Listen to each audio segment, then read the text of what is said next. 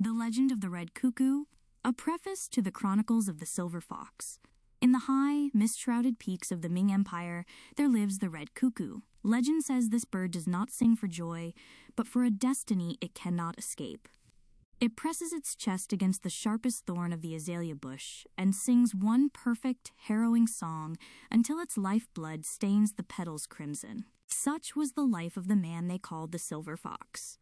As the principal advisor to the Ming Emperor, he was a man of the celestial vow, a priest of the law, a shadow of the throne, forbidden from the touch of a woman's hand or the comfort of a private heart. But before the silver mask, there were the women who defined his soul. The sanctuary of the war room, the salvation of Lydia. The story begins not with a tragedy, but with an act of desperate mercy. Lydia, born to a house of crumbling elite glory, was a child adrift in a sea of predatory relatives looking to sell her future. Her only shield was Aunt Ava. Ava was the architect of Lydia's survival. It was Ava who smuggled the girl into the hidden war room, a sanctuary of ancient maps and military strategy to keep her safe from those who would use her. And it was there, under Ava's watchful, protective eye, that Lydia first encountered the young protege who would become the Silver Fox. Ava recognized the spark of greatness in the boy and the purity in the girl. She facilitated their union, creating a bond of teenage love so profound it became the foundation of his humanity. Without Ava's intervention, the fox would have been a cold machine of state, and Lydia a lost whisper in history. 2. The Trial of the Golden Fleet, the Merchant Queen. As the fox ascended to the right hand of the dragon throne, he met his intellectual match in Zhang Yan. She was the ruler of the waves, a woman whose merchant ships carried the gold and spices that fueled the empire. Their love was put to the trial of the Iron Ledger.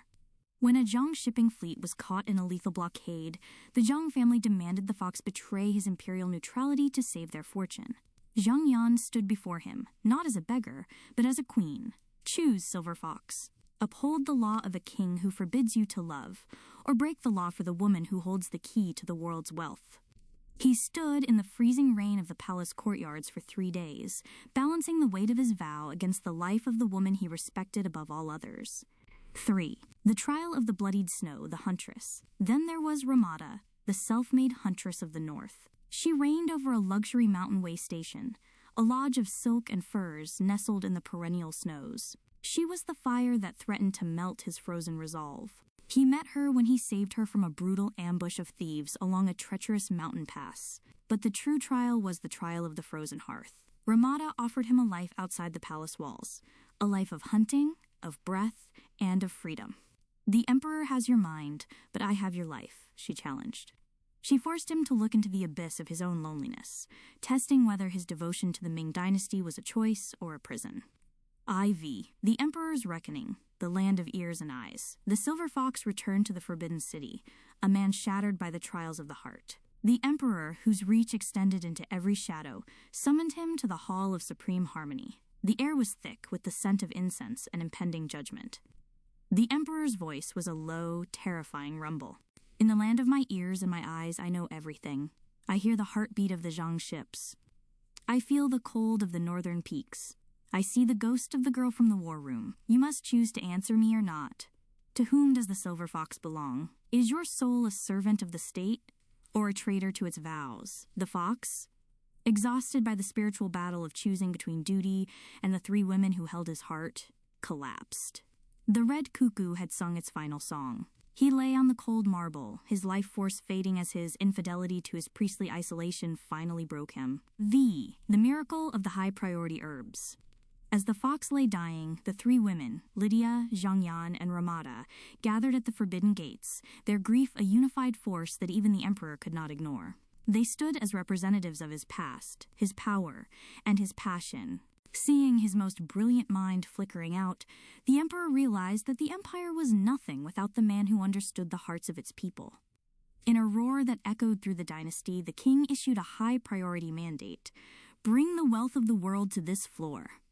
I want the rarest herbs from the northern lodges, the most potent spices from the Zhang ships, and the healing balms of the elite houses. If the Silver Fox dies, the light of the Ming Dynasty goes out with him. The healing was a symphony of the world's finest treasures. As the silver fox awoke to the scent of the very spices and herbs that had been his trials, he realized his destiny was not to choose one woman or the throne, but to be the bridge that held them all together. Chapter 1. The Sanctuary of Shadows. The war room was a place where the world was made of paper and ink. Located in the deepest wing of the manor, far from the prying eyes of the court and the whispers of the greedy relatives, it was a cathedral of strategy. Sunlight filtered through high, narrow windows, illuminating dust motes that danced over massive mahogany tables draped in hand-painted maps of the Ming Empire. Aunt Ava stood by the heavy oak door, her hands tucked into the silk folds of her sleeves. Her eyes, sharp as a hawk's, scanned the hallway one last time before she slid the iron bolt home. "The wolves are baying at the gates today, Lydia," Ava said, her voice a low, steady rasp. "They talk of lineage and grooms, as if they are trading cattle at the market. But they won't find you here." Lydia, barely 15 and dressed in a simple scholar's robe that hid her noble status, looked up from a map of the northern frontier. "How long can we hide in here, Auntie? Eventually, the elders will demand I be shown." "We aren't hiding," Ava corrected, walking toward the center of the room. "We are preparing.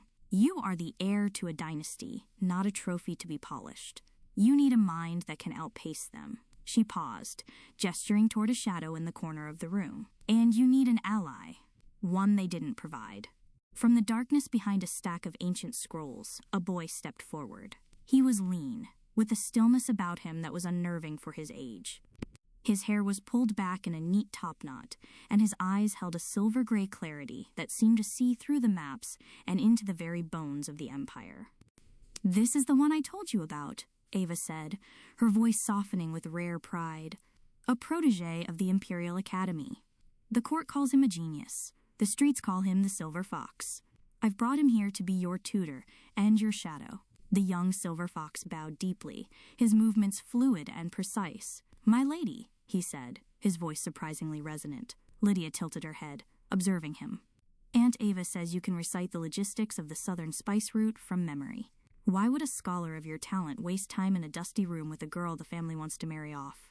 The Silver Fox looked up, and for a moment, the professional mask slipped, revealing a flicker of intense curiosity. "Because, my lady, the people outside are playing a game of checkers. You, Aunt Ava, and I, we are playing Go. This room is the only place in the province where the truth is spoken." He walked toward the table, his finger tracing a line along the Great Wall. "Your family wants a groom to carry on the dynasty. They want a figurehead. But if you understand these maps, if you understand where the gold flows and where the soldiers bleed, you will not need a groom. You will need a partner." Lydia felt a spark of something she hadn't felt in months: hope. She moved closer to him, her hand hovering near his on the parchment. "And what do you see on this map that I don't?" "I see a storm brewing in the north," the Silver Fox replied, his eyes meeting hers. "And I see that the only person capable of weathering it is standing in this room. If you let me, I will show you how to turn your family's trials into your greatest weapons." Ava watched them from the shadows, a faint smile touching her lips. She had risked everything to bring the fox here. She knew the elders would be furious if they discovered her smuggling a common-born genius into the inner sanctum, but she also knew that Lydia's survival depended on this boy. "The lessons begin now," Ava declared, her voice echoing in the vast hall. "The world thinks you are a child to be bartered, Lydia. Let us show them you are a queen in the making." Lydia looked at the Silver Fox, and for the first time, she didn't feel like a prisoner of her own name. "Where do we start, Master Fox?" "At the beginning," he said, a small, knowing smile playing on his lips. "With the gold. It's the one thing the Ming Dynasty loves more than its gods." The months that followed were a blur of ink-stained fingers and whispered strategies. In the quiet of the war room, the Silver Fox and Lydia built a world that existed nowhere else in the Ming Empire, a world where a girl could be a general and a scholar could be a king. The dragon's threshold. "You are hesitating at the dragon gate," the Silver Fox whispered, his long silver hair catching the amber glow of a single lantern. He leaned over a complex map of the imperial trade routes, his hand hovering over a small, carved jade dragon that marked the capital. Lydia looked up, her eyes tired but bright. "Because the dragon gate is a trap. If I move my merchant ships here, the elders will see my hand. They'll know I'm not just a silent heir." "Let them see," the fox countered, his voice smooth and challenging. "The legend says the carp that leaps the dragon gate becomes a dragon. but it only happens because the carp is strong enough to swim against the current. You are the carp, Lydia. The elders, they are just the water. They move because you move. He reached out, his fingers brushing against hers as they both gripped the jade piece. The contact was brief, but it sent a jolt through the room. The intellectual fire between them was beginning to turn into something much more dangerous. The secret of the rose garden. Seeking air, they retreated to a small, walled rose garden hidden behind the manor's library. It was Ava's private sanctuary, filled with heavenly red roses that bloomed even in the cool evening air. My family thinks I am in my chambers, praying for a good husband, Lydia said, her voice barely a breath as she walked among the thorns. The silver fox followed, his silver hair shimmering like moonlight against the dark crimson petals. And what does the future mistress of the Zhang ships pray for? Lydia turned, her face inches from his. I pray for the strength to never have to choose between my heart and this map's. The fox reached out, plucking a deep red rose. He carefully tucked it behind her ear, his hand lingering on her cheek. A dangerous prayer, he murmured. The Ming court does not value hearts. It values loyalty. And yet, he didn't finish. The silence between them was heavy, filled with the scent of crushed roses and the unspoken promise of a love that would defy the dynasty. The near betrayal. Thud, thud, thud. The heavy sound of official boots echoed on the stone path outside the garden walls. Lydia, by the ancestors, why is this gate locked? It was the voice of Elder Wei, the head of the clan, a man whose greed was matched only by his suspicion. Beside him, the shrill voice of another aunt rose in the air. I told you, Wei. I saw a shadow in the library. She isn't praying, she's plotting. Lydia's blood turned to ice. If the silver fox were found here in the middle of the night, with the heiress of the clan, he would be executed, and she would be sent to a nunnery. Behind the dragon screen, the fox hissed. He didn't run. He moved with the predatory grace that earned him his name. He pulled Lydia toward a massive stone carving of a dragon that served as a fountain, pushing her into the dark alcove behind the cascading water. As they pressed against the cold stone, the fox wrapped his arms around her, pulling her close to hide the shimmer of his silver hair. They were so close she could feel the frantic beat of his heart against her own. The garden gate groaned as it was pushed. Ava! Elder Wee's voice was closer now. Why are you standing here in the dark? Aunt Ava's voice was as cool as the night. I am tending my roses, brother. They require peace. Or did you think the flowers would bloom for your shouting? We seek the girl, we spat. She is not in her room. I sent her to the west wing to check the inventory of the silks, Ava lied smoothly, her voice never wavering. If you wish to disturb her work, feel free. But don't blame me when the merchant reports are late for the Emperor's eyes. There was a long, agonizing silence. Lydia held her breath, her face buried in the fox's silk robe. She could feel him tense, ready to spring if the stone dragon failed to hide them. Finally, the footsteps retreated. Fine, Wei grumbled. But see that she is in the war room by dawn. The betrothal scrolls arrive tomorrow. The vow of the shadows. The gate clicked shut. The silver fox let out a slow, controlled breath, but he didn't let go of Lydia. He pulled back just enough to look into her eyes. The dragon gate isn't just a strategy on a map, Lydia, he said, his voice raw. It's this. It's the moment we decide if we are willing to be burned to get what we want. Lydia gripped his sleeves, her voice trembling but certain. I don't want a groom, Fox. I want you, even if it means the world's ears and eyes are always watching. The silver fox looked at the moon, his silver hair a halo of defiance. Then we must become more than just scholars. We must become the shadows they can never catch. Chapter 2. The Silver Parting. The imperial exams were not merely a test of knowledge. They were a meat grinder for the soul. For 3 days, candidates were locked in tiny stone cells, tasked with solving the Empire's most complex problems under the watchful eye of the Heavenly Guard. On the eve of his departure, the silver fox met Lydia one last time in the war room. The air was heavy with the scent of old parchment and the cold reality of what was coming. If you pass, Lydia said, her voice trembling as she folded a silken traveling cloak for him, you will be taken to the Forbidden City. You will take the vow of the Celestial Pillar. They say once a man becomes a principal advisor, he belongs to the Emperor alone. No family, no wife, no past. The silver fox took the cloak from her hands, but he didn't put it on. Instead, he dropped it on the map table, covering the very trade routes they had studied together. The vow is a mask, Lydia, he said, his voice lower than usual, just like the one I will wear in the court. They can take my name, They can take my freedom, and they can forbid me from marriage. But they cannot take the map I have drawn in my mind. And am I on that map? She asked, stepping into the circle of his warmth. He reached into his sleeve and pulled out a small silver pendant, a fox curled around a rose. He placed it in her palm. You are the map. Every move I make in the palace, every law I whisper into the Emperor's ear will be to build a world where you are safe from people like Elder Wei. I will be the shadow that protects you, even if I can never stand beside you in the light. The departure. At dawn, Aunt Ava stood at the secret postern gate. A black carriage waited in the mist. The carriage is ready, Fox, Ava said, her eyes reflecting a mixture of grief and triumph. Go. Become the man the Empire needs. I will keep her safe here, but the rest is up to the heavens. Lydia watched from the balcony, a silhouette against the rising sun. She didn't wave. That would be too dangerous. She simply held the silver pendant tight against her chest. The silver fox paused at the carriage door. He looked back once, not at the house, but at the window of the war room. He didn't speak, but his silver hair caught the first ray of dawn, shining like a blade. He stepped inside, and the wheels began to churn the gravel. The trial of the stone cell. Days later, inside the Imperial Examination Hall, the fox sat in a cell no larger than a closet. The prompt before him was simple yet impossible. How does one balance the scales of justice when the weight of mercy is added? He thought of Lydia in the rose garden. He thought of the dragon fountain, and the cold fear of being caught. He dipped his brush in the ink. He didn't write about ancient laws or dead philosophers. He wrote about the red cuckoo, the bird that sings through the pain of the thorn.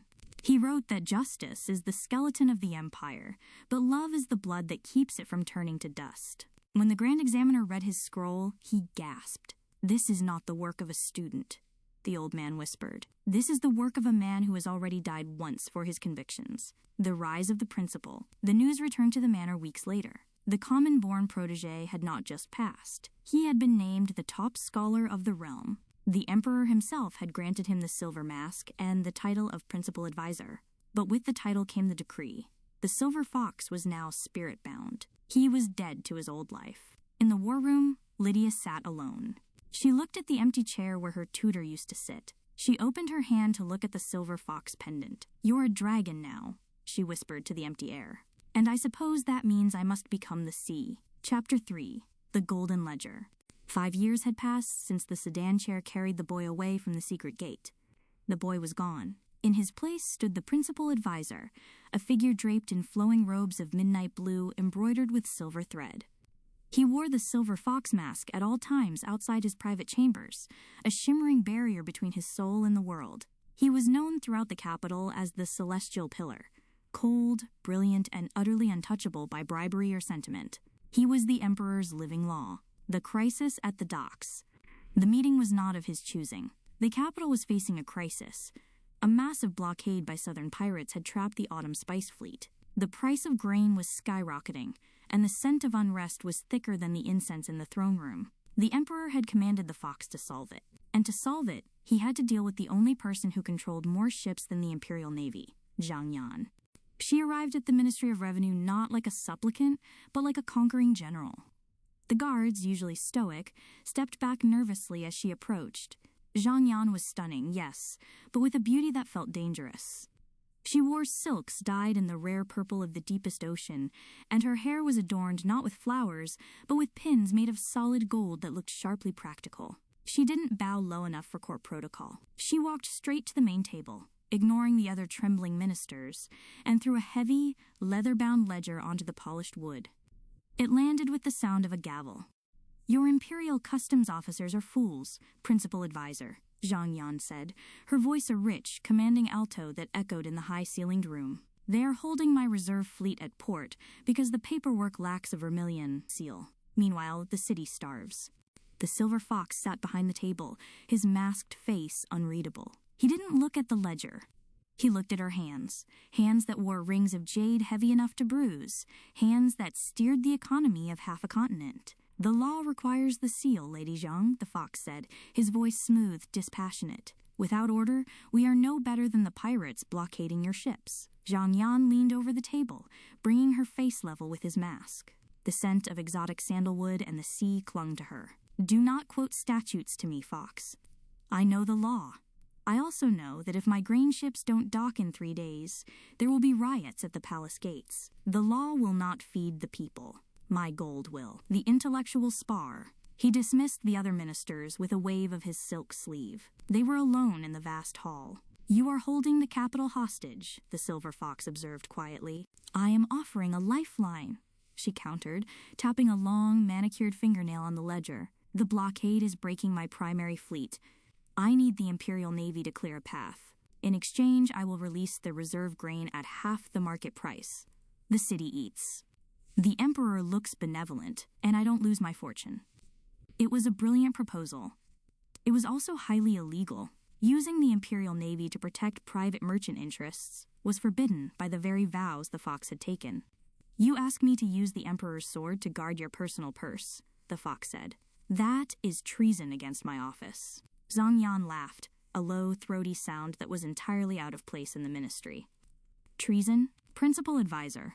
Look around you. This entire court runs on the taxes my ships bring in. I am the blood in the Empire's veins. You are just the mind that tells it where to flow.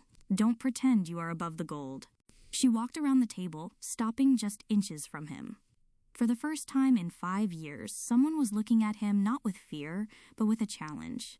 They say the silver fox has no heart, only a duty, she murmured, her eyes scanning the impassive silver mask. Show me that the Emperor didn't hire a fool.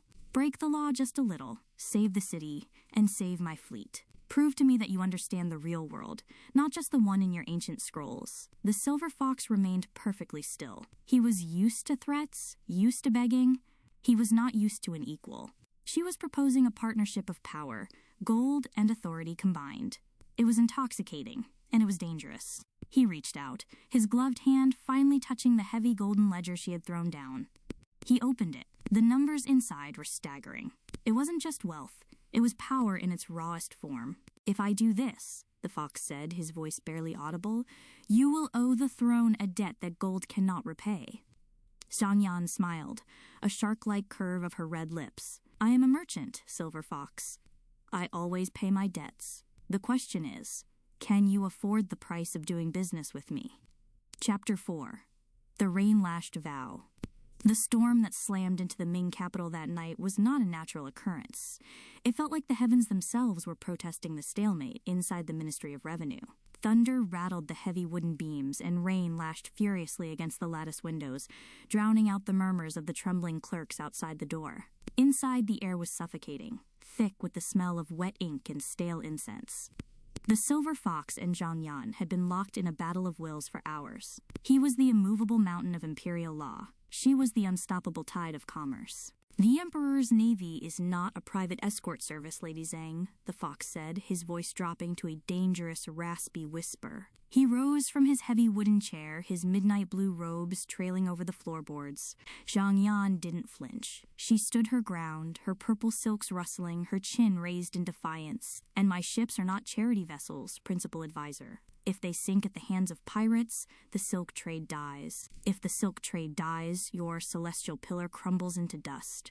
We are tied together, whether your sacred vows like it or not. The balcony in the storm. The fox needed air. He needed to clear the suffocating presence of her gold from his mind. He turned abruptly and threw open the heavy doors leading to the grand balcony. The autumn storm roared to life, blasting freezing rain into the hall. He stepped out into the deluge. Instantly, his heavy robes were soaked, and his long silver hair was plastered against his back. He stood at the stone railing, looking down at the dark, distant harbor. Come here, he commanded over the thunder. To his surprise, he didn't have to wait. Zhang Yan stepped out into the freezing storm beside him. The rain instantly ruined her priceless purple silks, matting them to her skin, but she stood tall, her eyes fixed on the city below. The lightning illuminated them. 2 titans carved from entirely different stones. You're soaking your fine silks, Lady Zhang, the fox remarked, glancing at her through the eye-holes of his silver mask. Silks can be replaced, she shouted back over the howling wind, swiping wet hair from her face. But a missed opportunity for power? That is a sin no merchant can ever afford, nor should an advisor. The fox gripped the wet stone railing. Look at the docks. There are thousands of families down there waiting for your grain. If I send the Imperial Navy to break this blockade, I break my vow of total neutrality. I become corrupt in the eyes of the court. But if I don't, the city starves. He turned to face her, the rain dripping from the chin of his mask. For the first time in 5 years, the rigid principal advisor and the ruthless merchant queen weren't enemies negotiating a contract. They were two forces of nature recognizing each other in the dark. "I will sign your ledger," the fox declared, his voice cutting through the storm. "But not for your gold. I sign it because you are the only person in this sprawling city brave enough to stand in the freezing rain with a ghost." He stepped closer, his silver hair blowing violently in the wind. "But hear me clearly, Zhangyan. The Zhang family will be under my eye from this moment on. You wanted a partner in power? You have one. And he is a hungry fox." Zhang Yan looked up at him, a fierce, triumphant smile breaking across her rain-slicked face. "Then let the ink run, principal advisor. We have an empire to feed. The price of the signature." They retreated inside. Shivering but resolute, the silver fox pressed his official vermilion seal onto the thick parchment of the golden ledger. The deed was done. By dawn, the Imperial Navy had mobilized. The pirate blockade was shattered under a barrage of cannon fire. The grain flowed into the capital. The riots were quelled before they began, and the Zhang family's immense wealth was secured. But the fox had paid a heavy price.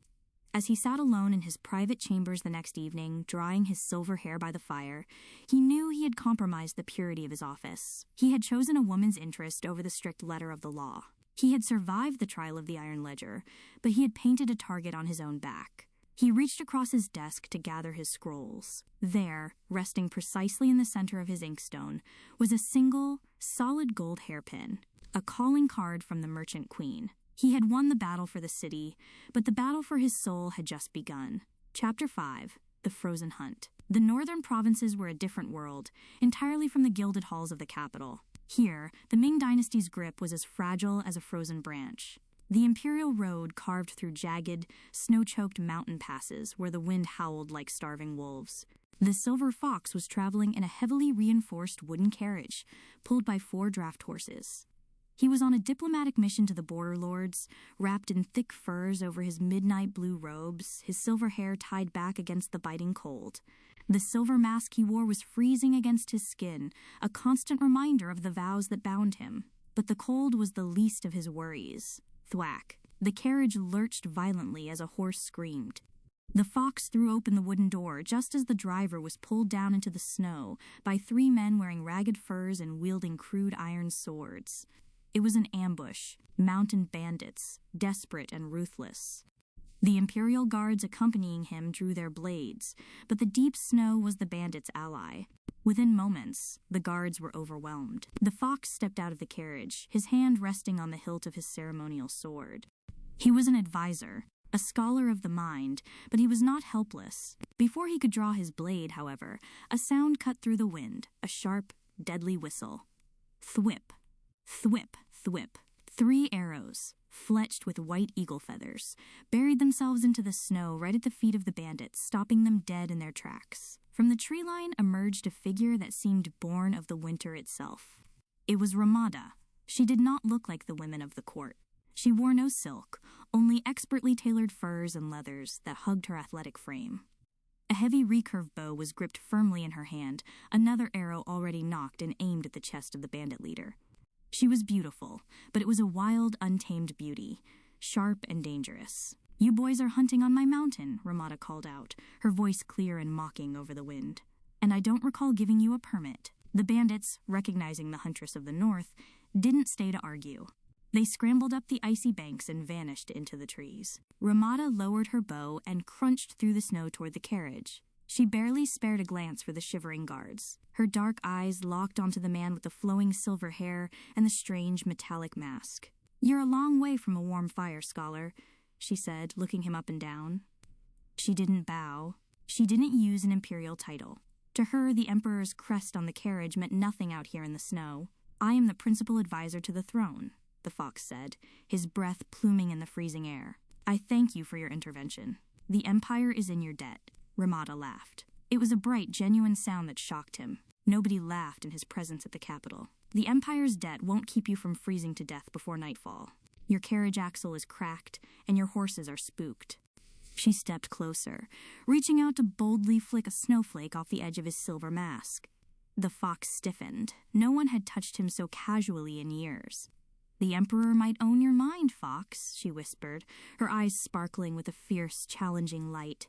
"But the mountain owns your body tonight. My lodge is 2 miles up the ridge.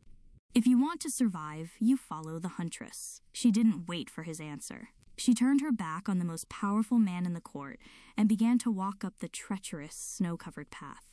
The silver fox watched her go. Xiang Yan had challenged his laws with gold. Lydia had challenged his intellect with innocence. But this woman, Ramada, challenged his very survival. He pulled his furs tight, stepped over the broken snow, and followed the huntress into the wild. Chapter 6. The Trial of the Frozen Hearth. The trek up the ridge tested the silver fox's endurance to the absolute limit. By the time the silhouettes of ancient carved pines parted to reveal Ramida's lodge, his legs felt like lead and his breathing was shallow. He had expected a crude hunter's cabin. What he found was a fortress of mountain luxury. Built directly into the cliffside, the lodge featured massive timber beams, intricately carved wooden doors, and heavy wolf pelt drapes. Inside, the floor was layered with thick plush rugs of snow leopard and bear, and the walls were adorned with Ming-era tapestries that must have cost a small fortune to transport up the mountain. But despite the opulence, the great hall was freezing. At the center of the room sat a massive stone hearth, piled high with dry timber, yet entirely dark and unlit. The challenge. Ramita walked in, unbuckling her quiver and tossing her heavy fur cloak onto a carved wooden bench. She looked completely unaffected by the freezing temperatures. The silver fox, however, stood shivering near the doorway, his silk and velvet robes proving utterly useless against the mountain's chill. "Take a seat, Principal Advisor," Ramita said, her voice echoing in the large room. She didn't move toward the hearth. Instead, she sat back in a massive wooden chair, propping her leather-booted feet onto a low table. "I require a fire, Huntress," the fox said, his teeth practically chattering behind his silver mask. He instinctively used his commanding, courtly tone. "My hands are losing their feeling." Ramita reached into a pouch at her belt and tossed something through the air. It clattered onto the stone floor at the fox's feet, a simple piece of flint and a steel striker. "Then build one," she replied smoothly, her dark eyes locking onto his mask. "This is the trial of the frozen hearth. Up here, your emperor's decrees don't burn, and your gold doesn't catch a spark. In my house, you do not command the warmth. You earn it. The striking of the spark." The fox stared at the crude tools. In the Forbidden City, a dozen servants would have rushed to light a brazier before he even felt a chill. His initial instinct was pride, to refuse, to demand she treat an imperial envoy with respect. But as the deep cold seeped into his bones, he realized the profound truth of her test. Ramita was stripping away the celestial pillar. She wanted to see if the man beneath the silver mask was entirely hollow, or if there was still blood in his veins. Slowly, his stiff, freezing fingers unclasped his heavy outer fur. He knelt on the stone floor before the hearth. He tried to strike the steel against the flint, but his hands were encased in the thick, embroidered silk gloves of his office. The striker slipped, scraping uselessly. Ramita watched in silence, her expression unreadable. With a heavy sigh, the fox bit the fingertip of his right glove and pulled it off, casting the expensive silk into the dirt. He did the same with the left. His bare hands were pale and shaking, but without the silk in the way, he gripped the cold steel firmly. He struck the flint. A shower of sparks rained down on the dry tinder. He struck it again, harder this time, putting the weight of his frozen shoulders into it. Clack. A tiny ember caught in the dried moss. The principal advisor to the Ming throne leaned down, his silver hair sweeping the ash-covered floor, and gently blew on the ember. He coaxed it, feeding it oxygen until a small, fragile yellow flame licked upward, catching the smaller twigs and finally the great timber logs.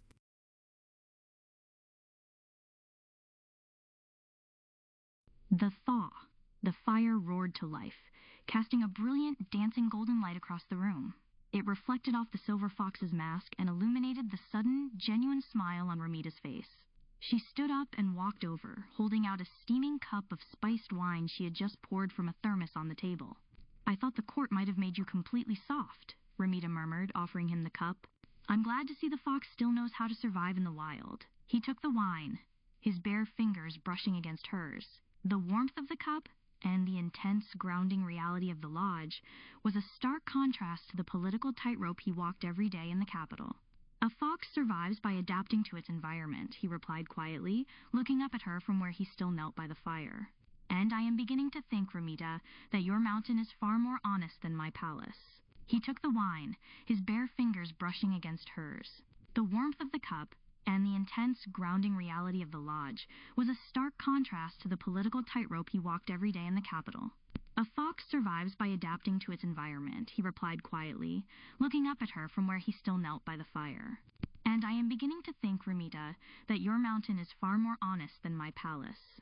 Ramita's eyes darkened, the golden firelight catching the feral intensity in her gaze. Honesty is all we have up here, she murmured. She stepped back, and in one fluid motion she unclasped the heavy bare fur mantle from her shoulders, letting it drop to the floor. Beneath the heavy winter gear, she wore only her combat leathers, a two-piece set of supple, tightly laced hide that hugged her athletic frame like a second skin, leaving her midriff and arms bare to the growing heat of the room. She looked wild, untamed, and utterly in her element. Your court robes are soaked through from the snow, she noted, her voice dropping an octave as she looked at his shivering frame. Pride won't keep you from catching pneumonia, scholar. Take them off. For a moment, the silver fox hesitated. The armor of his office was all he knew, but the heavy velvet and silk were indeed clinging to him like ice. Slowly, he unfastened his belt, shedding the outer layers and draping them over the wooden rack beside the hearth to dry. Stripped of his Ming finery, wearing only his linen trousers, he sank back onto the thick snow leopard rug, letting the intense heat of the flames wash over his freezing skin. Before he could even catch his breath, Ramita moved. She was as fast and silent as a hunting cat. In the blink of an eye, she closed the distance between them. She straddled his hips, her bare knees sinking into the thick fur on either side of him. She pressed her hands flat against his bare chest, pinning him to the floor with a surprising, unyielding strength. The fox gasped, his heart hammering against his ribs as he looked up. Ramita leaned over him, her unbound hair falling like a curtain around them, trapping the heat of the fire and the scent of mountain pine. She moved like a cougar that had finally cornered its prey, confident, powerful, and hungry. You said you adapt to your environment, she whispered, her lips hovering mere inches from his, her warm breath fanning across his jawline beneath the silver mask. She trailed one leather-clad hand up to trace the cold metal of his cheek. Let's see just how wild the Emperor's pet fox can get. He couldn't move. He didn't want to. Stripped of his titles, his guards, and his heavy robes, there was no advisor left in the room. Only a man, completely at the mercy of the huntress. He took the wine, his bare fingers brushing against hers. The warmth of the cup and the intense, grounding reality of the lodge was a stark contrast to the political tightrope he walked every day in the capital. A fox survives by adapting to its environment, he replied quietly, looking up at her from where he still knelt by the fire. And I am beginning to think, Ramita, that your mountain is far more honest than my palace. Ramita's eyes darkened, the golden firelight catching the feral intensity in her gaze. Honesty is all we have up here, she murmured. She stepped back, and in one fluid motion she unclasped the heavy bare fur mantle from her shoulders, letting it drop to the floor. Beneath the heavy winter gear, she wore only her combat leathers, a two-piece set of supple, tightly laced hide that hugged her athletic frame like a second skin, leaving her midriff and arms bare to the growing heat of the room. She looked wild, untamed, and utterly in her element. Your court robes are soaked through from the snow, she noted, her voice dropping an octave as she looked at his shivering frame. Pride won't keep you from catching pneumonia, scholar. Take them off. For a moment, the silver fox hesitated. The armor of his office was all he knew, but the heavy velvet and silk were indeed clinging to him like ice. Slowly, he unfastened his belt, shedding the outer layers and draping them over the wooden rack beside the hearth to dry. Stripped of his Ming finery, wearing only his linen trousers, he sank back onto the thick snow leopard rug, letting the intense heat of the flames wash over his freezing skin. Before he could even catch his breath, Ramita moved. She was as fast and silent as a hunting cat. In the blink of an eye, she closed the distance between them. She straddled his hips, her bare knees sinking into the thick fur on either side of him. She pressed her hands flat against his bare chest, pinning him to the floor with a surprising, unyielding strength. The fox gasped, his heart hammering against his ribs as he looked up. Ramita leaned over him, her unbound hair falling like a curtain around them, trapping the heat of the fire and the scent of mountain pine. She moved like a cougar that had finally cornered its prey, confident, powerful, and hungry. You said you adapt to your environment, she whispered, her lips hovering mere inches from his, her warm breath fanning across his jawline beneath the silver mask. She trailed one leather-clad hand up to trace the cold metal of his cheek. Let's see just how wild the Emperor's pet fox can get. He couldn't move. He didn't want to. Stripped of his titles, his guards, and his heavy robes, there was no advisor left in the room. Only a man, completely at the mercy of the huntress. Chapter 7. The Scent of Dragonroot. The silver fox returned to the capital weeks later, bearing the treaties of the north. But the huntress's fire had thawed something dangerous inside him. A restless, aching hunger that the cold stone walls of the imperial palace could no longer satisfy. He was a man sworn to the heavens, a pillar of celibate honor. Yet, as he sat in his opulent chambers, the heavy silk of his robes felt like a prison. He didn't want the sterile obedience of the court. He wanted the heavy, intoxicating scent of midnight blooms. Under the cover of a moonless night, the principal advisor broke the ultimate rule. He slipped out of the Forbidden City, trading his official blue robes for a cloak of deep velvet shadows, and made his way back to the sprawling estate of his youth. He moved silently over the high walls, a phantom returning to haunt his own past, until he reached the secret rose garden. The midnight cultivation. The garden had grown wilder, richer, and more labyrinthine in the 5 years he had been away. The stone dragon fountain still wept softly into the basin, but the air was thick with a new, dizzying fragrance. There, kneeling in the rich dark earth, was Lydia.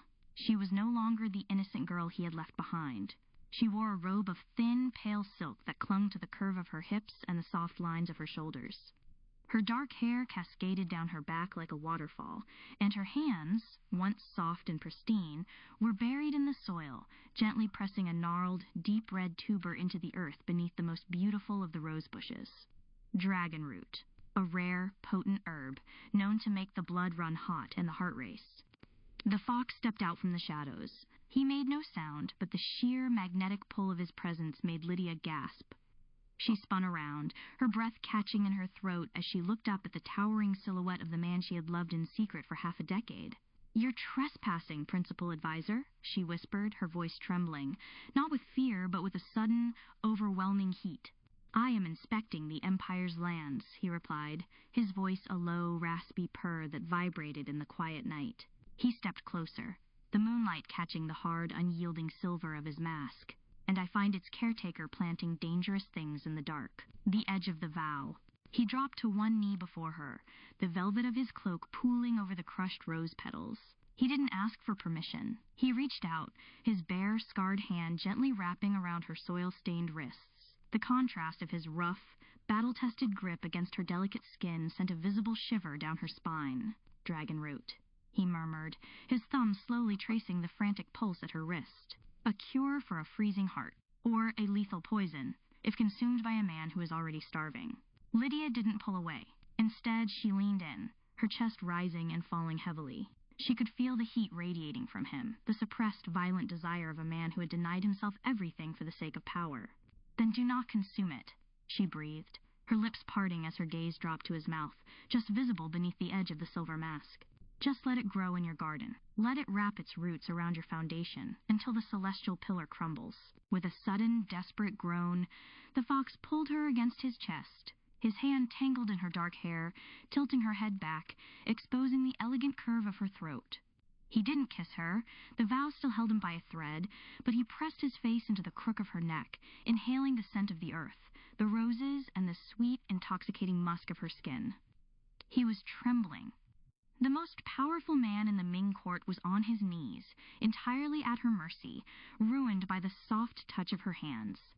"If I break," he whispered fiercely against her skin, every word laced with an agonizing possessive need, "I will pull the entire empire down with us. Is that what you want, little bird? Do you want to watch the world burn just to feel the fire?" Lydia slowly lifted her hands, tracing the cold, cruel metal of his mask, before sliding her fingers into his long, silver hair. "Burn it," she whispered back.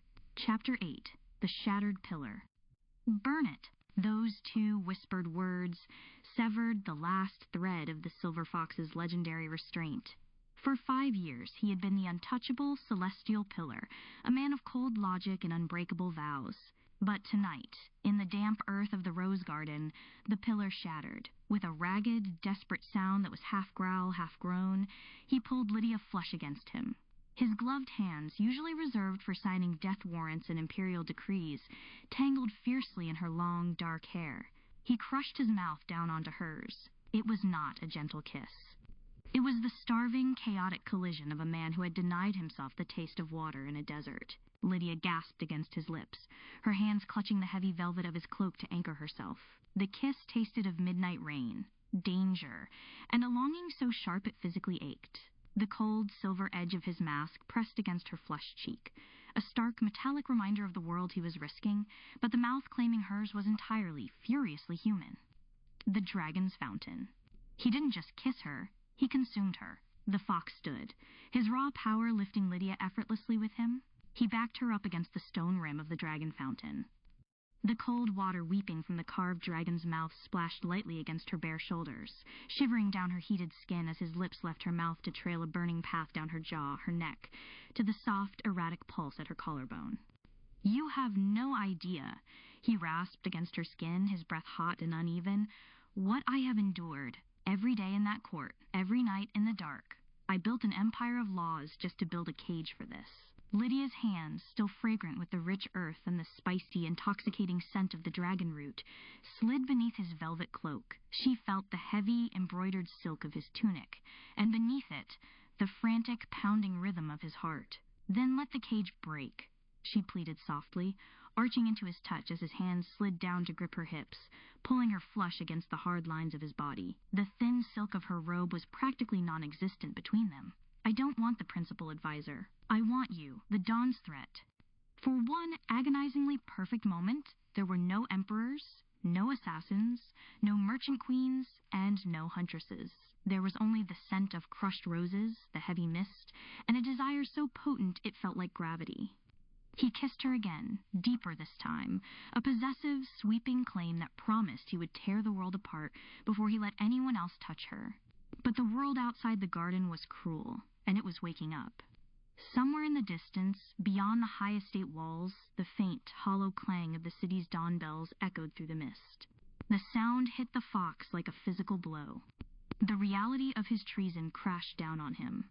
If the Imperial Guard found them here in this compromising tangle, Lydia would be executed for seducing a spirit-bound official.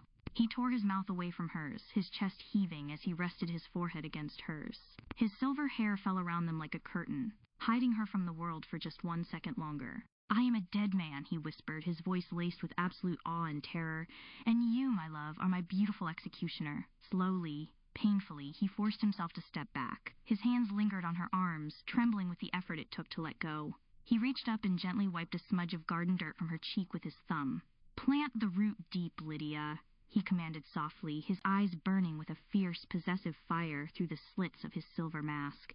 "Hide it well, because when I return, I will no longer be playing by the Emperor's rules." Before she could speak, before she could pull him back down into the intoxicating heat of the roses, he turned. The velvet cloak swept through the mist, and the silver fox vanished over the wall, leaving Lydia breathless, trembling, and completely undone by the fountain. Chapter 9. The Golden Snare. The Ming court was a nest of vipers, and they could always smell a drop of blood. The morning after the silver fox returned from the rose garden, the atmosphere in the throne room was suffocating. He sat in his elevated chair, the principal advisor, draped in his flawless midnight blue robes. But beneath the heavy silver mask, he was ruined. He could still feel the phantom slide of Lydia's silk robe against his palms. He could still smell the wet earth and the sharp, spicy tang of the dragon root on his own skin. He was distracted. And in the Forbidden City, distraction was a death sentence. The predator in the study. When the agonizingly long court session finally ended, the fox retreated to his private, heavily guarded study to bury his burning thoughts in trade reports. But he was not alone. Sitting behind his massive, carved mahogany desk was Zhang Yan. She wore a robe of molten gold and deep violet, the fabric so fine it looked like liquid over her curves. She was lazily spinning the solid gold hairpin she had left for him weeks ago between her manicured fingers. "Your Imperial Guards are remarkably well-trained, Principal Advisor," Zhang Yan murmured, her rich alto voice washing over the quiet room like warm honey. "But they have a weakness for Ming Dynasty jade. I bought my way in 10 minutes ago." The fox locked the heavy oak doors behind him. The click of the iron bolt echoed like a gunshot. "You are risking the executioner's block by being in my private chambers, Lady Zhang." "And what are you risking, fox?" she countered, rising slowly from his chair. She walked around the desk, her movements predatory and fluid. As she closed the distance between them, the air in the room grew heavy, thick with the scent of her exotic sandalwood perfume and the raw, dangerous electricity of two apex predators locked in the same cage. She didn't stop until she was mere inches from him, her body radiating a brazen, unapologetic heat. The scent of treason. Zhang Yan tilted her head, her dark, sharp eyes scanning the rigid line of his jaw beneath the mask. Slowly, she leaned in, her face hovering just over his collar. She took a slow, deliberate breath. "Damp earth," she whispered, her lips brushing the high collar of his silk tunic. "Midnight mist. And roses, the celestial pillar, sneaking over walls in the dark like a common thief. Who is she, Fox? Who put the crack in your perfect ice?" The fox's hands clenched into fists at his sides. His entire body was rigid, with the effort of holding himself back. "You speak treason, Merchant Queen." "I speak the truth," she purred, her eyes glittering with dark amusement and a sudden, fierce hunger. She raised the gold hairpin and slowly, provocatively, traced the sharp, metallic curve of his silver mask, dragging the tip down his cheek until it rested against his bottom lip. The restraint snapped. In a blur of motion, the fox's large, leather-clad hand shot out, wrapping entirely around her throat, not to choke her, but to possess her. He slammed her back against the edge of the heavy mahogany desk. Papers and inkstones were scattered across the floor, but neither of them cared. Zhang Yan gasped, her chest arching upward into his. She didn't fight him. She welcomed the violence of his grip. Her hands instantly tangled in the lapels of his midnight robes, pulling his chest flush against hers. "You play a dangerous game with a starving man, Zhang Yan," he snarled, his voice a dark, vibrating rasp that sent a thrill of pure adrenaline straight to her core. He leaned down, his mouth hovering a breath away from hers, his silver hair cascading over her shoulders and trapping them in a private, shadowy world. "You think you can buy my secrets? You think you can use my weakness against me? The friction of power. I don't want your secrets."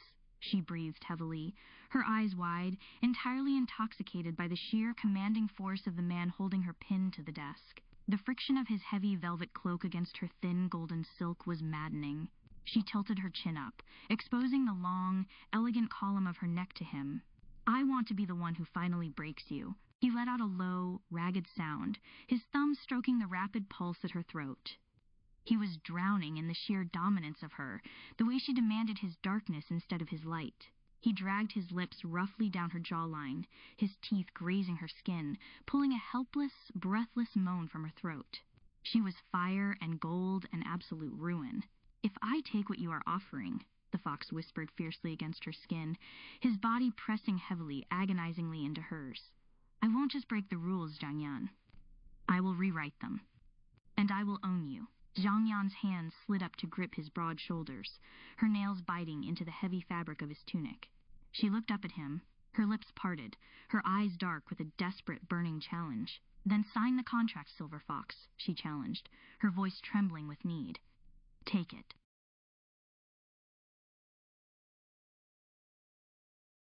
Chapter 10, The Land of Ears and Eyes. The lingering scent of Zhang Yan's sandalwood and gold was still burned into the silver fox's senses when the summons arrived. It was the hour of the wolf, that pitch-black stillness just before dawn. 4 imperial guards in crimson armor stood outside his private study. They did not bow.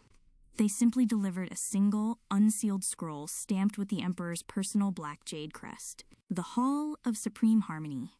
Immediately, as the fox walked the seemingly endless, wind-swept corridors of the Forbidden City, the heavy silence felt like a noose tightening around his throat. For 5 years, he had been the architect of this fortress. Tonight, he was its prisoner. His body was exhausted from the fiery friction of Zhang Yan. His heart still ached with the midnight memory of Lydia's rose garden, and his blood still remembered the wild, untamed cold of Ramita's mountain. He had tasted the world, and now the world was demanding its price, the dragon's shadow. The Hall of Supreme Harmony was vast, cavernous, and terrifyingly empty. Only the massive, golden pillars carved with twisting dragons held up the ceiling, disappearing into the dark above. At the far end of the room, seated upon the elevated dragon throne, was the Emperor. The air was suffocating, thick with the heavy smoke of lotus incense and the impending weight of absolute judgment. The silver fox approached the base of the throne and dropped to one knee. The cold marble bit through his silk trousers, a stark contrast to the warmth he had stolen in the dark. He bowed his head, his silver hair spilling forward, his mask catching the dim light of the braziers. "Rise, my celestial pillar," the Emperor's voice echoed. It was a low, terrifying rumble that seemed to vibrate through the very stone beneath the fox's feet. The fox stood, his posture rigidly perfect, though his pulse hammered violently against his ribs. The Red Cuckoo's song. The Emperor stood and slowly descended the golden steps. He was a man who ruled a continent. He did not need to shout to make the earth shake. He stopped inches from the fox, looking past the silver mask and straight into the soul of a man unraveling. "You believe your shadows are your own, principal advisor," the Emperor murmured, circling his most prized servant. "You believe the velvet cloaks and the dark of night can hide the heat in your blood." The Emperor paused, his hand coming to rest lightly, terrifyingly, on the fox's shoulder. "But you forget where you stand," the Emperor whispered, the threat sharp and absolute. "In the land of my ears and my eyes, I know everything. I hear the heartbeat of the Zhang ships in the harbor, pulsing with treasonous gold. I feel the biting cold of the northern peaks, where the huntress dared to claim you. And I see the ghost of the girl from the war room, planting dragon root in the midnight dirt." The fox's breath hitched. The mention of Lydia, of the war room where Aunt Ava had first forged their bond, shattered his defenses. The Emperor knew everything. Every stolen touch, every desperate kiss, every vow broken in the name of desire. "You are a priest of the law," the Emperor suddenly roared, the sound cracking like a whip through the hall. "You are bound by the celestial vow. Yet you bleed your honor out for a merchant, a savage, and a forgotten orphan. You press your chest against the thorn, silver fox. You sing the song of the Red Cuckoo, the crushing weight of choice." The Emperor stepped back, his eyes narrowing into slits of pure, calculated fury. "I am the Ming Dynasty. I do not share my possessions," the king declared. "You must choose, and you must answer me now. To whom does the silver fox belong? Is your soul a servant of the state, or a traitor to its vows?" The fox closed his eyes behind the mask. The choice was an agonizing physical pain in his chest. If he chose the state, he would have to execute the women who had taught him how to live. If he chose the women, he would be executed for high treason, and they would be hunted down as accomplices. He remembered the delicate slide of Lydia's silk, the fierce, dominating grip of Zhang Yan's hands, the wild, unapologetic laughter of Ramita by the frozen hearth. They were the three pieces of his shattered heart. The spiritual battle was too much. The absolute impossibility of the choice, the sheer weight of his forbidden love colliding with his sacred duty, finally broke the strongest man in the Empire. A sharp, breathless gasp escaped the fox's lips. The room spun wildly. His knees buckled, striking the cold marble with a sickening crack. He reached out, his gloved hand clawing at the air as if trying to grasp one last phantom touch, before he collapsed entirely, his silver mask hitting the floor. The Red Cuckoo had sung its final song. Chapter 11. The Miracle of the High-Priority Herbs. The silver fox lay in the center of the imperial infirmary, a sprawling room of cold white marble and heavy white silk. He was stripped of his midnight blue robes of state, dressed only in thin, unlaced sleepwear that exposed the hard, scarred lines of his chest. His silver mask rested on the table beside him. Without it, his face was devastatingly beautiful and terribly pale. His breathing was shallow, a fragile flutter of life. The spiritual weight of the Emperor's ultimatum had shattered his life force. The Red Cuckoo had bled out for the things it loved. The Emperor stood at the foot of the massive bed, watching his greatest mind fade into the void. Surrounding them were the finest imperial physicians, all bowing their heads in defeat. Their standard medicines could not cure a man dying of a broken soul. It was then that the heavy bronze doors of the infirmary shuddered. A commotion echoed from the forbidden gates. 3 women, representing 3 entirely different corners of the Ming Empire, had arrived. They had not come to beg, they had come to wage war on death itself. The Emperor's roar. The Emperor looked down at the fox, then toward the doors. In a sudden, profound moment of clarity, the Dragon Throne realized its own fatal flaw. A machine of state was nothing without the human heart that powered it. If he let the silver fox die for the sake of the law, the Empire would lose its soul. "Open the gates," the Emperor roared, his voice shaking the crystal lanterns above. "Bring the wealth of the world to this floor." I want the rarest herbs from the northern lodges, the most potent spices from the Zhang ships, and the healing balms of the elite houses. If the silver fox dies, the light of the Ming Dynasty goes out with him." The imperial guards stepped aside, and the three women surged into the room. The sterile, scentless air of the infirmary was instantly overwhelmed by an intoxicating wave of midnight roses, exotic sandalwood, and sharp mountain pine. The symphony of touch. They did not fight each other. The shared desperation in their eyes forged an instant, unspoken alliance. They surrounded the massive bed, three titans claiming their fallen pillar. Zhang Yan was the first to touch him. She dropped to her knees beside the bed, her golden silks pooling on the marble. From a lacquered box, she produced a vial of liquid fire, a rare, potent spice oil from the furthest southern seas. Pouring the warm, fragrant oil into her palms, she pressed her hands firmly against the fox's bare chest. Her touch was fierce, demanding, and possessive. "You do not get to sign a contract with me and then die, fox," Zhang Yan whispered fiercely, her thumbs pressing the heat of the oil deep into the skin over his slowing heart. The friction of her soft hands against his rigid muscles sent a sudden, visible tremor through his body. From the other side, Ramita stepped forward. The huntress ignored the emperor entirely. She produced a bundle of pale blue, frost-kissed lotus from the high northern peaks. She crushed the frozen petals between her leather-clad hands and pressed them against his burning forehead and the fevered pulse points of his neck. "Breathe, scholar," Ramita commanded, her voice dropping to that low, wild purr that had challenged him by the frozen hearth. She leaned in close, the fur of her cloak brushing his cheek. "The mountain doesn't surrender, and neither do you, the root of the soul." But it was Lydia who moved to the head of the bed. She looked like a ghost in her pale robes, her dark eyes brimming with unshed tears. In her trembling hands, she held the dark, gnarled core of the dragon root, the very root they had planted in the midnight dirt. She climbed onto the edge of the mattress, leaning intimately over him. With a small silver mortar, she ground the root into a rich, dark paste, mixing it with a drop of her own blood from a prick of her finger. "You promised to pull the world down with us," Lydia wept softly, her tears falling hot and heavy onto his collarbone. She dipped her fingers into the potent, spicy paste and gently traced it over his pale lips, coaxing his mouth open to slip the life-giving herb onto his tongue. "You promised to let the cage break. Come back and break it." The awakening. The combination was a chemical and spiritual explosion. The piercing ice of Ramita's lotus grounded him. The liquid fire of Zhang Yan's spices restarted his heart, and the dark, forbidden heat of Lydia's dragon root flooded his veins with raw, desperate desire. The silver fox inhaled violently, his chest arching off the bed. His eyes snapped open. They were not the cold, calculating eyes of the principal advisor. They were dark, feral, and utterly alive. He didn't look at the emperor. He looked at the three women leaning over him, their scents tangling in the air, their hands still pressing into his skin.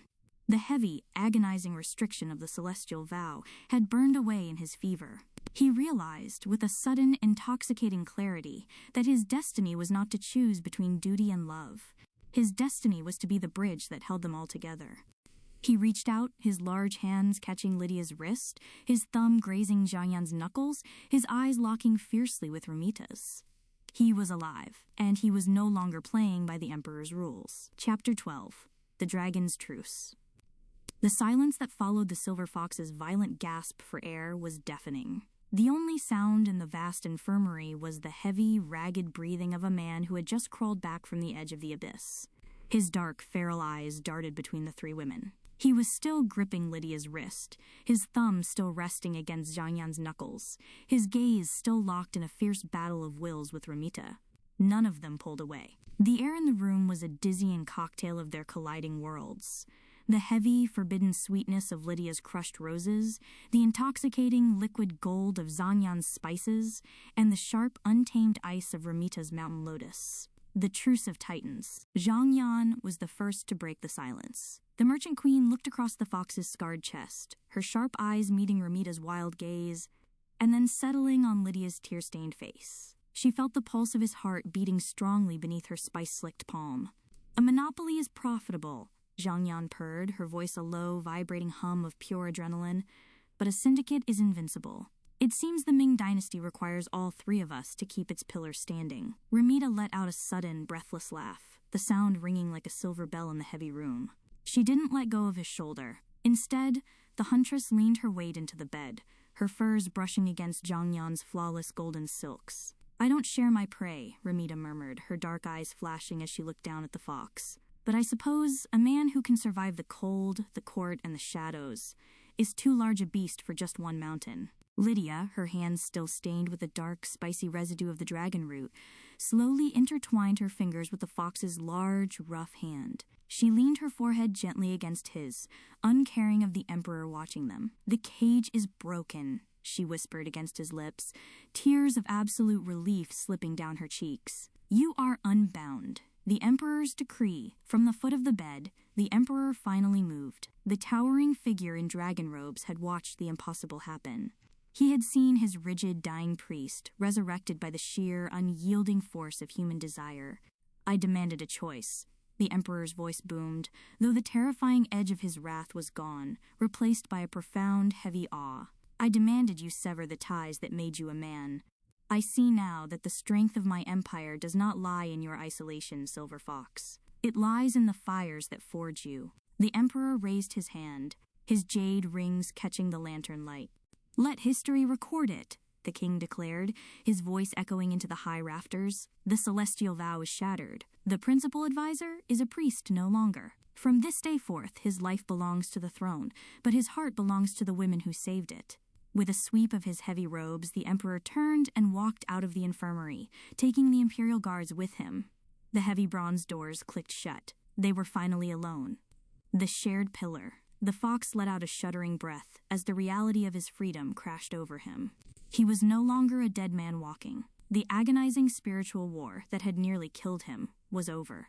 Slowly, using the last reserves of his strength, he pulled himself up against the silk pillows. He was a canvas of battle scars and vulnerability, entirely at their mercy. He looked at Zhang Yan, his voice a raspy, dark whisper that made her shiver. "You hold my wealth, merchant queen." He turned his head to Ramita, the ghost of a dangerous smile playing on his lips. "You hold my life, huntress." Finally, he looked at Lydia, lifting his hand to wipe a tear from her cheek with his thumb. "And you, little bird, hold my soul." With a sudden, powerful surge of the passion he had repressed for 5 years, he pulled Lydia down by the nape of her neck, crushing his mouth to hers in a fiercely tender kiss.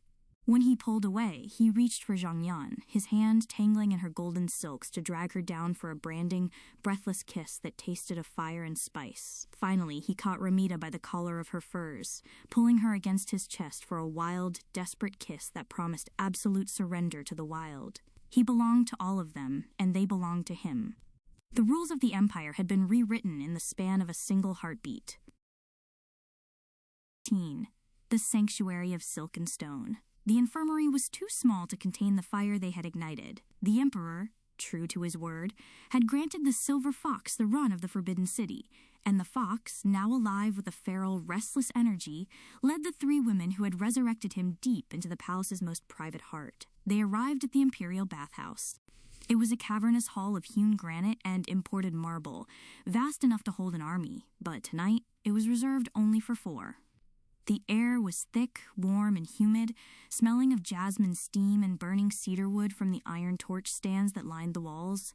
In the center of the hall lay a massive pool, filled to the knee with geothermal water that shimmered like liquid obsidian. Moonlight poured in from high-arched windows, cutting silver paths across the water that clashed with the dancing orange glow of the torches. Towering, 2-story curtains of translucent white silk hung from the ceiling, billowing softly in the warm drafts, creating shifting walls of ghost-like fabric that offered an illusion of privacy. Far in the distance, at the very edges of the grand hall, the silhouettes of eunuchs and high-ranking servants stood with their backs turned, rigid as statues. They knew better than to witness the rewriting of the Empire's soul. The water and the fire. They descended the stone steps into the warm water. The heavy ceremonial silks of the Ming court were shed, leaving piles of gold, violet, and white fabric puddling on the wet granite like shed skins. They entered the water in thin, silken undergarments that instantly became translucent, clinging to sweat-slicked skin. The water, only knee-deep, was not for swimming. It was a stage for worship. The Silver Fox, his hair unbound and cascading over his scarred shoulders like a river of moonlight, dropped to his knees in the center of the pool. The water lapped around his waist. He looked up at the 3 titans towering over him, the merchant queen, the huntress, and the aristocrat. He was a man starving, and tonight the feast was set. The rhythm of the root. It began with a slow, agonizing buildup of friction. The water sloshed rhythmically against the stone sides of the pool as the space between them vanished. Lydia was the anchor. She sank down into the water against him, her back to his chest, feeling the hard wall of his scarred body supporting her. She felt his hands, large and rough, slide down her wet silk to grip her hips, pulling her fiercely back against him. It was the feeling of the dragon root being planted deep in the earth, a thick, filling sensation that rooted her to the very bottom of the pool. He established a slow, deep rhythm, a rocking motion that sent waves of heavy, earthen pleasure rolling through her core, making her breath catch in her throat. Zhang Yan faced him, straddling his lap in the shallow water. Her golden eyes burned with dominance as her hands gripped his shoulders, her nails digging in. She demanded friction, heat, the clash of spice and fire. She met his thrusting hips with her own demanding rhythm, a velvet clutch that was tight and unforgiving. The sound of their wet skin colliding echoed slightly off the granite walls, a testament to the urgent, desperate speed they built together. And Ramita was the storm. She prowled around them in the knee-deep water before splashing down, her movements untamed. She didn't wait to be taken. She took. She gripped the fox's hair, pulling his head back, her mouth hot and biting on his neck while her body moved against his side, grinding with the wild, intuitive rhythm of a huntress, riding the motion of a galloping beast. The shattering. The fox was lost in the sensory overload. He was surrounded by wet silk, heat, the scent of roses and sandalwood, and the guttural sounds of their pleasure. He was worshipping at 3 altars simultaneously, his body a conduit for their release. The climax hit the room like a physical blow. For Lydia, it was a blooming in the dark earth. A deep, shuddering release that felt like the dragon root bursting open, flooding her veins with intoxicating sap. She cried out, her head falling back against his shoulder, her body convulsing in his tight hold. For Zhang Yan, it was a fiery explosion of gold, a searing heat that tightened her velvet grip to the breaking point before shattering her composure completely. She gasped his name, her body bowing taut against his before collapsing against his chest. For Ramita, it was the kill, a sharp, piercing cry of triumph as the wild energy crested and broke, leaving her breathless and trembling in the churning water. The silver fox, feeling them shatter around him, finally let go of 5 years of restraint. With a guttural roar that was muffled by the wet silk of their bodies, he poured his entire soul into them, his body shuddering violently in the knee-deep water as the red cuckoo found its final, glorious piece, the shadow in the silk. Silence returned to the great hall, broken only by the sound of shallow breathing and the gentle lapping of water against stone. They lay tangled together in the shallow pool, exhausted, limbs intertwined beneath the shimmering surface. The giant white silk curtains billowed above them, ghosts watching over their new sovereigns. But far in the distance, past the torchlight, a shadow moved among the servants. A high-ranking steward from the Zhang merchant fleet exchanged a dark, worried glance with a scarred lieutenant from Ramita's northern guard. They saw their mistresses surrendered, vulnerable, sharing a single source of power. They did not see love. They saw weakness, and in the shadows of the Ming Palace, weakness was an invitation to war. The cage was broken, but the wolves were already gathering at the door.